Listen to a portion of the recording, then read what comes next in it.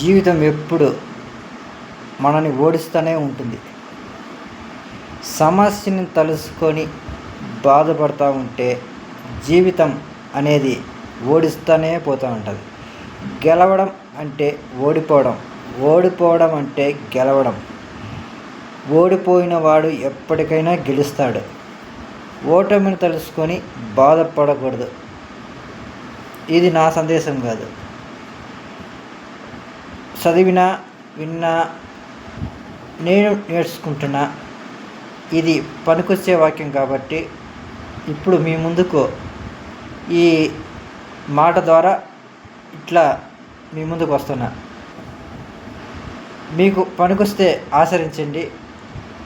ఉరివే వద్దనుకుంటే నా మాటలు పక్కన పెట్టేయండి. Okay friends, bye.